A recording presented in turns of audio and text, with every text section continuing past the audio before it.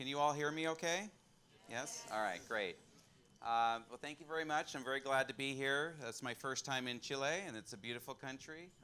Enjoying myself, maybe a little too much, but I'm glad I made it here on time. So with that, I wanted to, see okay, am I covering up the presentation? I'll move over. There we go. Is that a little better? Yeah, okay, perfect. So I wanted to come and talk a little bit about something that's I'm very passionate about, and that's this concept that we call brand culture. And you're going to learn a lot about brand culture today because it's really about creating a circuit of authenticity between a company, its employees, and its customers. Excuse me. There we go. So as she said, I'm from Liquid Agency in the United States. We've been around for about almost 20 years. We have offices in Silicon Valley and in Portland and in New York and also here in Santiago. So we're very excited to be representing the United States today here in Chile. And we've written about 8 books on branding, so we know a little bit about the subject, but we're also still learning every day. And that's what makes it very exciting, because it's a never-ending journey to figure out how to really understand how to connect with a consumer, how to connect with an employee, and make really meaningful and authentic brands in the world. So, the brand culture model, that's what I'm going to be talking about today. And I also want to say that this is, while it's a new model that comes from the United States, it's really one that's been in development for over a decade. I've been working on this a very long time with my colleagues, Katie Wignall here in the audience, who's joining me. Katie and I have been working on this with other colleagues from Liquid for a very long time, and we've been experimenting with companies and doing this in the world and learning a lot as we've been going, and it's been very exciting. And it's really born out of the understanding of how humans' behavior is impacted in relation to how they identify with the brands that they associate with. And that's where this all really comes from. Whether you're an employee, whether you're a customer, it's really how an individual sees himself represented inside of a brand. And that's a very interesting concept. And this does come out of cultural anthropology. They've been studying this for decades, and there's a concept called the identity of the self, in which people do attribute basic attributes of a brand in terms of how they see themselves in the world. So the brands that they associate with has a little bit to say about what it means to be them. So let's just get started. So if that's the new model, the old model is a model in which advocated the creation of an external brand image to influence consumers. And that's a thing of the past. This false image that a company put out there to try and position itself and sell itself to a customer, it's no longer good. So what we have now, well, in fact, it's not good, it's over. This is not working. Oh, I got 2 things. I apologize. I got English here, Spanish here, so bear with me. There we go. So it's over, as I said. It's finished. It's dead. It's over. So we'll go to here. Excuse me. Something happened. There we go. So the idea is that people don't just buy into a manufactured brand image anymore. People want to buy with greater meaning in their lives. And they want to know that brands that they associate with are based on their own set of beliefs. They want to have a relationship with a brand that they can really buy into and believe in and see themselves potentially in that brand. So you'll all know, and this is very familiar to us, that when we started marketing and branding, the whole idea was all about the product. It was all about selling a thing, a product, and that's all it was about. And then we went on to understand it was about the features of that product. So what were the things that you could get from the product? What did they do for you? And things like that. It was very functional, very rational. And then we got into the idea that there were benefits associated with products. As we learn more, you get something from it. It does something for you. And then lately, it's been really about this idea of experiences, right? So that's what you're all here for. This Congress is all about experience. And so that's where people are really putting their effort and energy into delivering a better and more seamless experience with their consumer. But really, if you go to the heart of it, we believe it's really all about meaning. And that's what consumers and employees are really seeking. They want to know what it means to them. That's the highest order value that you can provide as a brand to a person. So to understand what drives meaning, brands must go well beyond identifying insights. It's no longer sufficient just to do research and understand what a consumer thinks. You have to approach it in a very different way. Companies must go deeper and delve deeper into their brand's belief systems and offer models for people to build and assert their own identity. So as a brand, as an organization, you have to look inward and look at what do you believe in? What does your organization's belief system look like? What's your worldview? How do you see the world? And what's your ethos? How do you operate inside of that world? What are the rules that you abide by and follow? Consumers don't only ask to have something, but they want to be somebody. And they want to be somebody in relation to what your brand can offer them.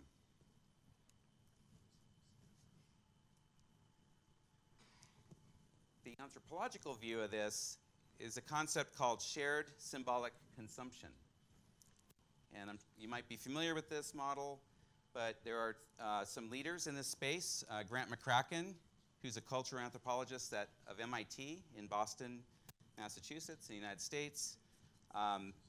His assertion is the cultural meaning of consumer goods. And what Grant McCracken says is that products and services serve more than functional purposes. They carry meaning, values, and even cultural symbols. So, and I know Grant, and he's written many books on the subject, and he studied this as an anthropologist to understand the behavioral aspect of how people will self-identify based on the meaning, not just the tangible things that they get from the product or the service. There's another gentleman named Russ Belk who has a concept called extension of the self.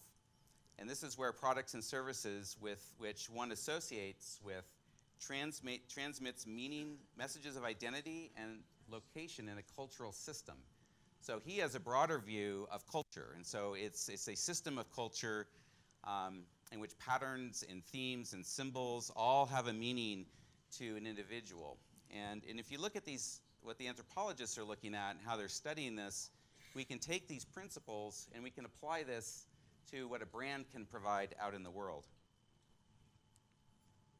So, if brands wish to meet consumers' needs to buy with greater meaning, a culture-based approach is therefore required. We have to think of this like a culture that we're really building and providing. And this creates a bridge between a brand and its customer at the end of the day. There's a connection point there. And over time, the brand strengthens its own identity as a result. So the brand gets something back. It isn't just a one-way street. The brand receives something back from its customers, which we call a customer tribe, and that creates a world that thrives on trends and lifestyles. It produces meaning and gives itself a view of the world that it wants to share. So what this means is that a brand can have its own point of view on the world. How does it fit into contemporary culture? How does it fit into people's lives? What is the role that a brand can play ultimately in the world? And you think of it like a role, that's a very powerful idea. I don't know if you're familiar with this, but brands can now act as cultural systems with values and practices, behaviors, creative content, and even lifestyle rules that emanate from these brands. Nike in the United States is a recent example of a brand that's doing this right now. And this campaign, has anybody seen this campaign? You guys, yes? All right, you guys, many of you know it. Okay. This is has a very powerful effect in culture.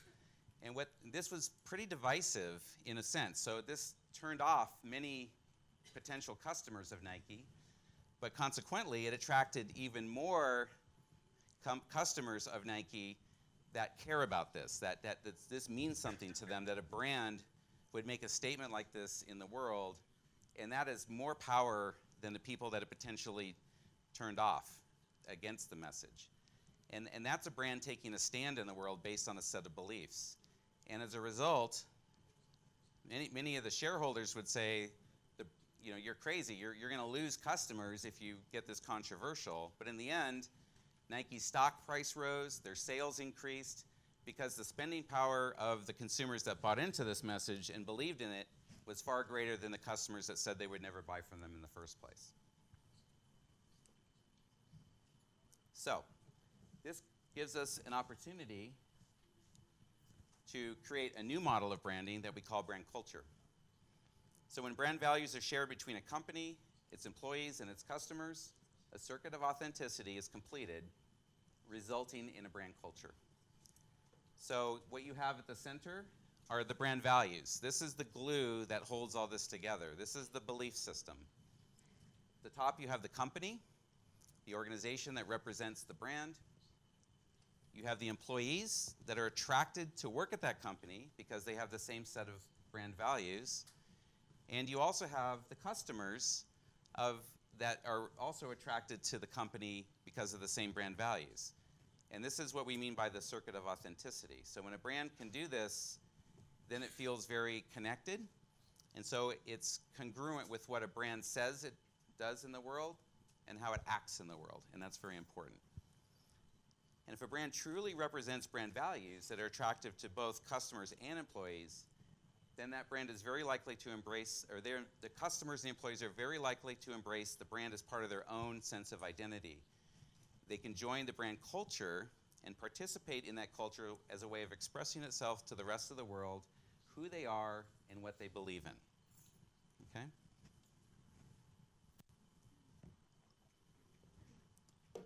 Oh, got gas. Okay.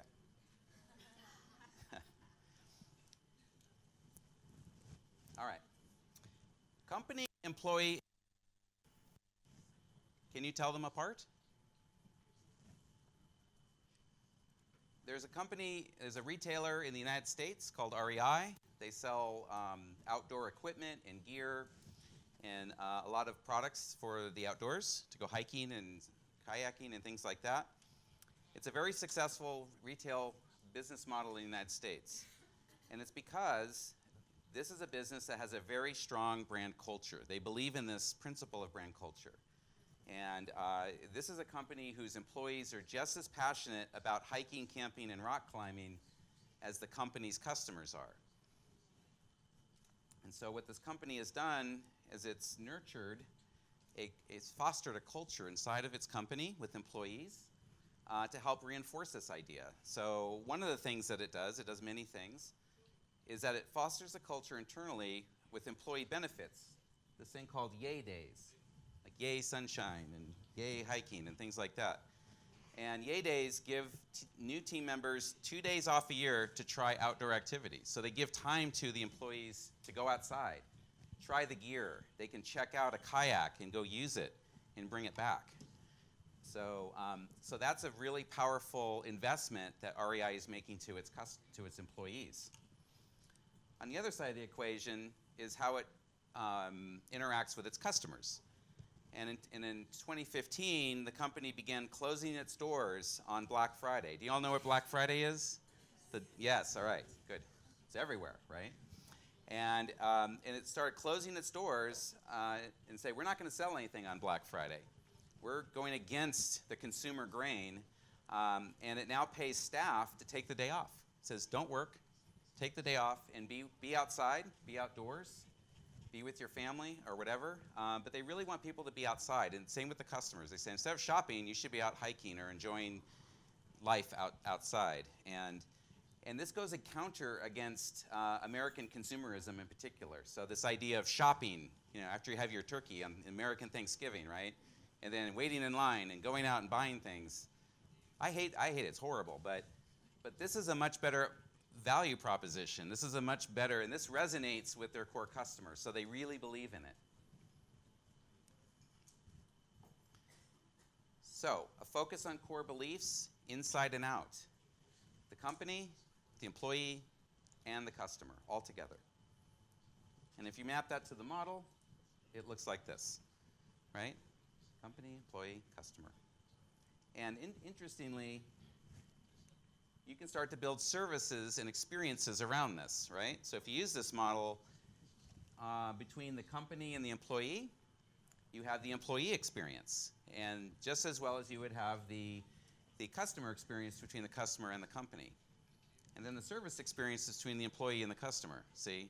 So if you start to understand how you can work around the edges of this, you now have a context for how to create new experiences, new services that will help connect the authenticity of the model that we've been talking about. And it connects everybody together. And something we've been seeing in our clients in the United States is a lot of emphasis from companies spending more money and investing in the employee experience in particular. It used to be just around the customer is where all the investment went. Now we're seeing an equal investment in employees, in getting them to deliver a consumer-grade experience so that and that matches up with what the company is delivering to its own customer. And the beauty of this is if the employee understands, the value, they understand the brand, what it's promising to a customer, then it can actually deliver a better experience to the customer in the end of the day. So the REI success formula, it's brand plus values equals profit, okay? This isn't about altruism, this is about making money at the end of the day. So this is still a business. This isn't a charity. And REI's brand culture is designed to ultimately increase the company's margins and the bottom line.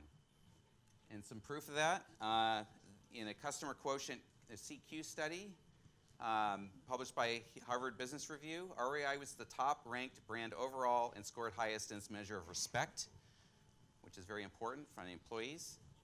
Awareness, when they started doing the Black Friday closure, awareness is up over. Consumer mentions the brand increased 270% since then, the year it announced. And at the end of 2015, as a result, REI reported a 9.3 increase in revenue to 2.4 billion, and digital sales increased to 23%.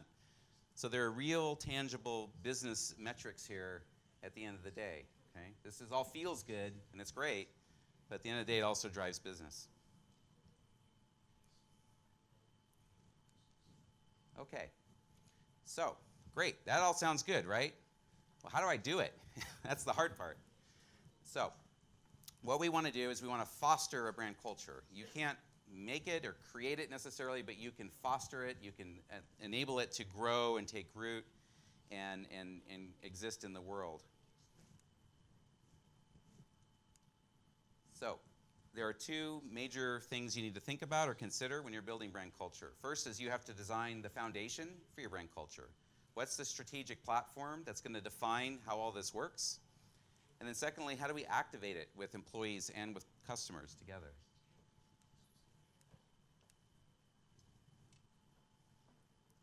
So brand cultures are built by tribes. I mentioned tribes earlier. So tribes are communities of customers and employees strongly connected by shared values, views, or interests in relation to a brand. Just kind of like what I've been saying. So what you have to do is you have to define your tribe. That's where you start. So from a brand lens, who are we designing the brand for? Who is the tribe that is going to most resonate with what we have to offer and what we believe in? Who are those people, right? So that's your first task, is to identify the tribe. And once you've done that, you can build a brand for them. And we use a brand platform. So this is the brand strategy platform we use to articulate and codify the brand meaning.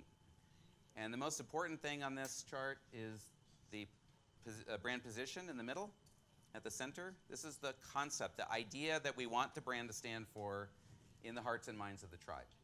That's what the singular idea, okay? And then at the top, we have the brand aspiration. So that's what drives the brand into the future. That drives its, so it has longevity, right? It isn't something we're creating for a year or two. It's something we're creating for a very long period of time. And then the brand promise drives storytelling. So that drives, think of it like a value proposition for the brand. And it drives our messaging and the stories we tell about it, and that supports our position. Experience principles. I don't know if you all have experience principles that tie and ladder back up to brand meaning, but in the last several years we found in the work we've been doing with clients that this part has been missing. And this was, the experience designers had their own set of principles that had nothing to do with the brand. They thought brand was marketing. And we said, no, no, no, the brand is the product, it's the experience. So we have built our model to have experience principles be part of the brand model, right in the beginning. So there's a way to connect the experiences over time that you all design with the brand that's trying to be created. And lastly, the expression attributes, which are the look, sound, and feel, the emotional connection points to the brand. And there are then these hooks that help connect this to other strategies and frameworks that we use ultimately to build the brand culture over time. So once we have the customer tribe defined, we have the brand strategy defined, then we define the, well, we think about the employee, right? Now, what about the employee? So how do we design the employee experience so they can deliver on brand? Employee experience ensures the employee tribe embodies the brand to design products and services that actually are part of the brand meaning, that solutions and experiences, if they don't know what the brand promises, they can't actually deliver on it. So we want to equip them to do this. And if a brand and its employees are aligned, the employees can unleash a tremendous amounts of energy towards a shared purpose and can help a brand's capacity to thrive and succeed. It makes the companies more successful overall. And employees will create brand-relevant products and services to deliver brand-centric customer experiences. This is the connection between the two. So we have a culture platform that builds off the brand platform. And this contains things that help define the culture inside of the organization, the workplace culture. And we want to have a culture strategy that aligns the brand in a way that can be activated to the employees through intentional and sustainable experiences. At the center here is purpose. Purpose comes from the brand aspiration and the brand promise from the brand strategy, but it's delivered in a way that's meaningful to the employee. So the employee has to have a sense of meaning and purpose, and why do I work at this place beyond the paycheck? What is it in it for me that gets me excited and something I believe in and can go to work for every day? The values drive decisions. That's the moral compass for the organization, and it helps employees make better decisions. The ways of working are a relatively new idea, and that's what drives behaviors. So if your brand is trying to be something in the world and your culture hasn't yet achieved what the brand wants to be, then we need to have ways of working that give a guidance to employees to shape the behaviors we want them to exhibit to ultimately help the company become the brand it wants to be. And then the employee value proposition is really what's the promise that the company makes to the employee in exchange for their time in working there, again, beyond the paycheck. So it's not just the paycheck, it's not just the benefits, but what's the career trajectory? How can I contribute to a bigger purpose or cause in the world? Is the work meaningful to me? People want to work for a place where they feel like their work has value and meaning, not just punching a clock every day.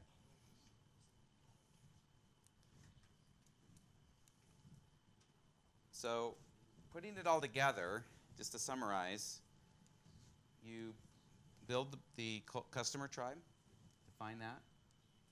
Then you build the brand strategy or brand platform to support the customer tribe.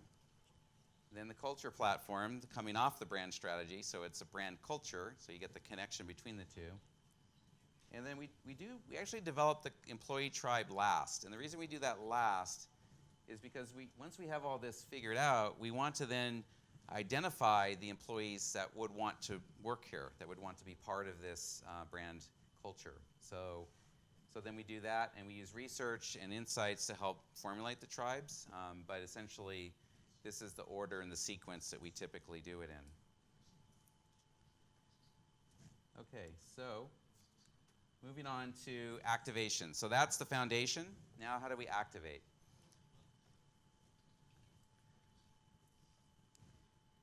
So we use a activation planning roadmap, basic framework for figuring out how do we get from here to there, right? Because this is time-based. This doesn't happen overnight. You don't flip a switch.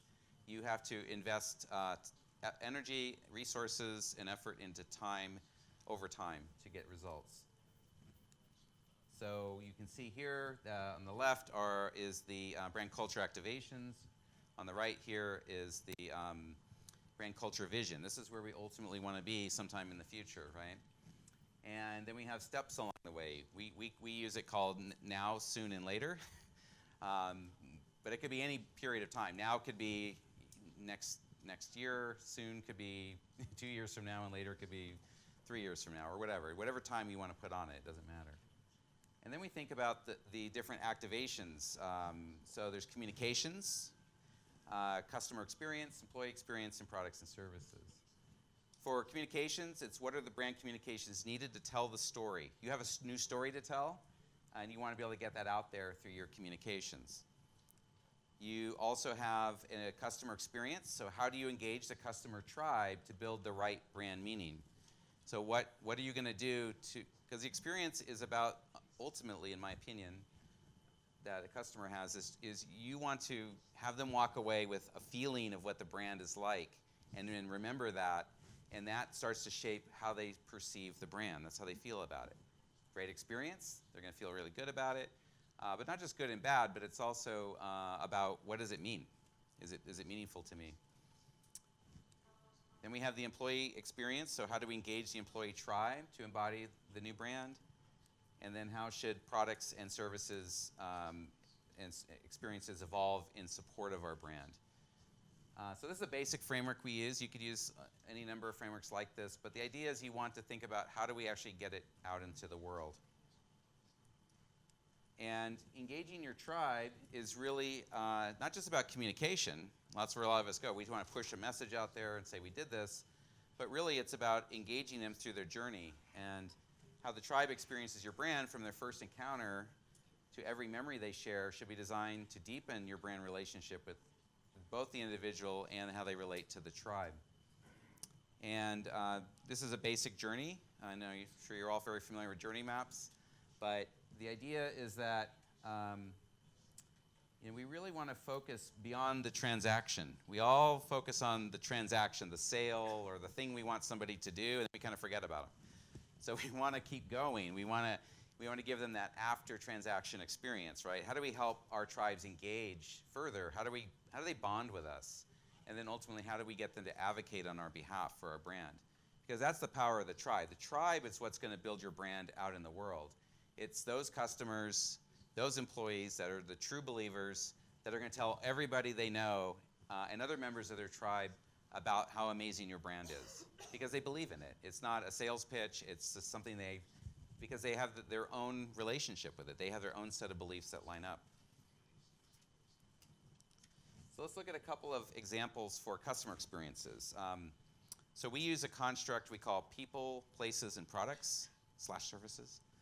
And for people, it's really about creating people experiences that manifest the desired brand experience during the customer journey to drive the desired customer behavior, right? So how do we use our people to do this? And Zappos is an e-commerce retailer in the United States. They sell shoes, right? That's it. They're not Amazon. Well, they're owned by Amazon, but they're not Amazon.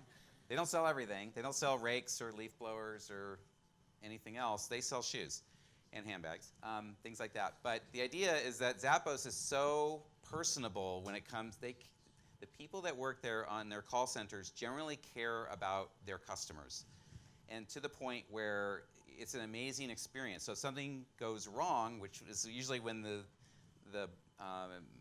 belief is broken, when the contract is broken between the customer and the brand, Zappos, the people step in and they help fill that gap. They turn a potentially bad experience into an amazing experience, and so they have the ability to kind of do that and close the loop.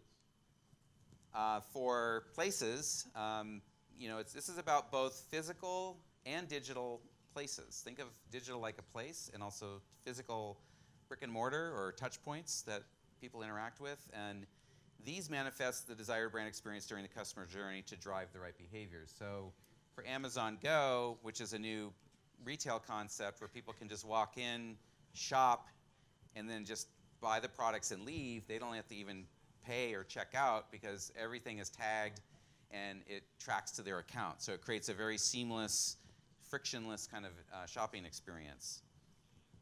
And then lastly, on the product side, so in this case, Lime, which is a scooter and electric scooter and bike company, which is growing very fast. And they, creating products and services that manifest the desired experience during the customer journey to drive the right behavior. So Lime has a very easy way to, using your smartphone, you can just, for $1, US dollar, you can go and just hop on a scooter and ride it around in the city and just leave it somewhere, and then maybe hop a bus or get to where you're going, and then, they collect all these scooters. They do all the behind-the-scenes work, the backstage work, to make it seem very simple and easy for the customer. So again, customer experience, people, places, and products. So these are the dimensions that we think about when we build experience frameworks, because when you think about the brand strategy and you think about the experience principles, having a lens to kind of think about the experience in this way helps you to kind of think it through at a journey level and not just in isolation in a silo. For employee experiences, these might be newer to you, because we want to think about the employee experience. We have a thing called systems, rituals, and cues. So systems are those company-sponsored programs and touch points and communications that occur during the employee journey to drive the right response from them. So this is an example from Adobe. It's called Kickbox, and Adobe is very committed to innovation inside the company, and so much so that they give this box to employees, and it has a $1,000 credit card in there that they can use to invest however they choose in any creative idea that they have. And the whole idea is the company is showing a commitment to innovation by literally putting its money where its mouth is and investing in employee ideas. The next one is Amazon again, and a ritual that Amazon does is in their meetings, they have an empty chair that's always in a boardroom and a meeting room, and the empty chair symbolizes the customer, because the culture of Amazon is customer obsessed. They are very obsessed about the customer, and everything they do is in service to driving an amazing customer experience. So they never want to forget the customer voice when they're talking about their business on a day-to-day basis. And the last one is cues. And cues are those physical and visual cues that you see or reminders of the working environment that also reinforces the right behaviors. This is for BuzzFeed, which is an online news outlet. They created memes and things like that. But the idea here is that their cues, they have these giant decals on their glass walls that have phrases that are contemporary, because their whole brand is about being culturally relevant and on trend, essentially. So they can change out these messages like YOLO or OMG or whatever, WTF, and they can put up new ones so it is always current. It's always on trend. Yeah. So systems, rituals, and cues are the places that a company can start to get traction with employees inside of the culture. And building out these and programmatizing this is the way that you start to get there. You can go deeper than this as a company. You can start to take the culture platform and the ways of working and the values and all that, and you can even start to embed it into performance evaluations, onboarding, hire for fit strategies and things like that. So once you have the blueprint, you have the foundation, you can get very creative on how you start to bring it to life inside of an organization. But you have to be very dedicated to this and committed to it. You can't, for example, if you rebrand and you introduce all this stuff to employees, you can't just have what did I hear yesterday at the workshop, a summer beach party as an example. But yeah, you can't have a beach party and go, yeah, and here's some t-shirts and a booklet, and okay, we're done. You have to really be committed to investing in employees over forever. Like, you're committed to it, and once you start, you can't stop. And the culture anthropologists I mentioned earlier, they say it takes about 10 months of sustained effort before employees will even consider it as a real thing, because change management, there's all kinds of initiatives that companies start and they never complete. And so what employees do is when these new programs come out is about 10% are like, yes, I'm in. 10% say, I'm not into that. And then the other 80% are all in play, and they're all waiting to see what's going to happen. So in corporate America, we call it duck and cover. So they're just waiting to see, do I have to do anything? Do you need me to expect anything from me? And again, after about 10 months of sustained effort, they say, oh, this is real. Now I have to kind of do this. So then employees start to get on the bus or they get off. They opt in or they opt out. And that's great because that's what you want. You want to have people, employees that really believe in what the company's doing and are committed to helping it succeed in the world. So in summary, there's a new model of branding. We call it brand culture. It's based on brand values at the core in relation to a company, its employees, and its customers. And that's what I have. Thank you.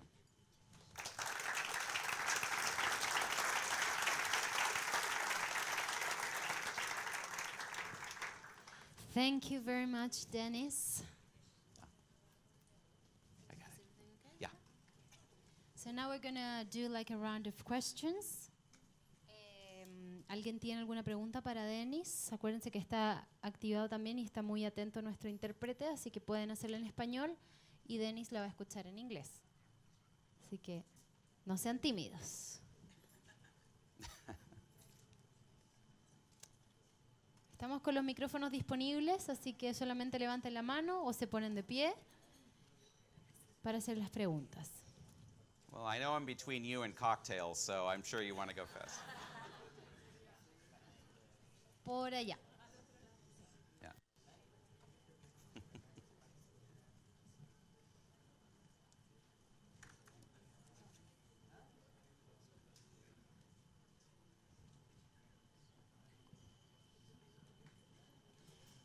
Un gusto, Denis.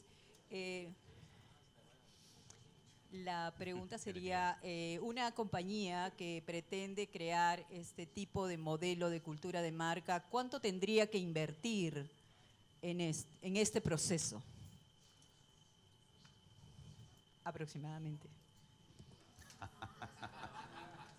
Yeah, you have to give me the hardest question to answer.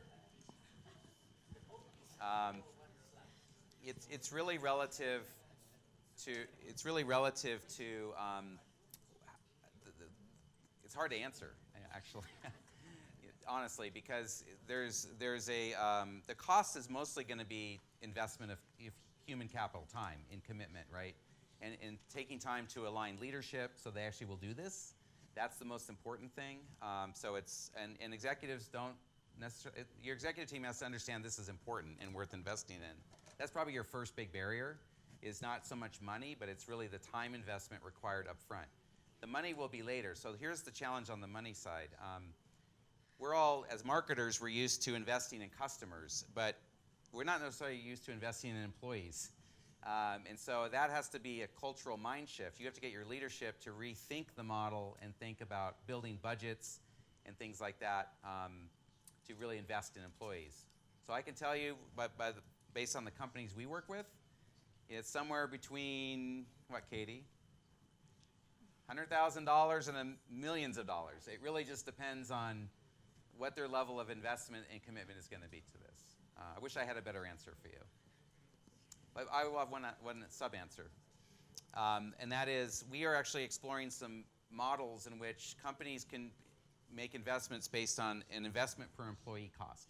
So based on the number of employees you have, how much should we invest and to get what kind of return? So I think there's some new models that can be built to help drive budgeting. I'm sorry, it's not better. ¿Alguna otra pregunta por acá? El micrófono está disponible todavía y aún no hemos terminado.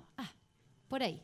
Sí, quería preguntar si es posible aplicar ese modelo o toda la experiencia de cambio en empresas existentes un poco más antiguas, o sea, que ya existen, que son tradicionales en Chile o en otros países que ustedes lo hayan aplicado.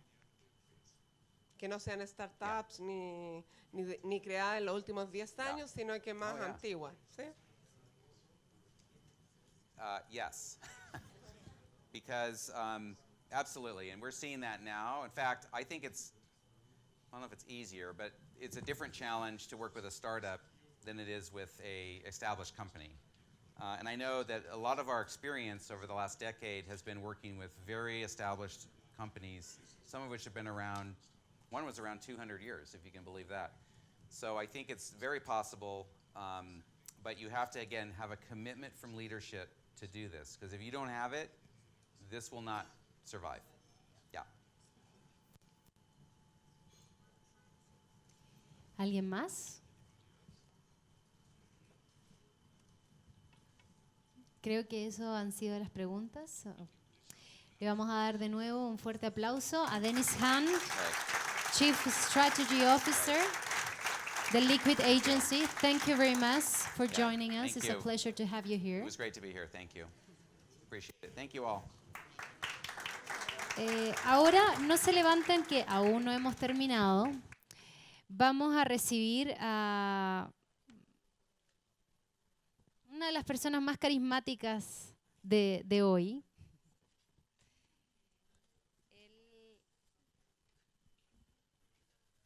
Él es, muchas gracias, Denis.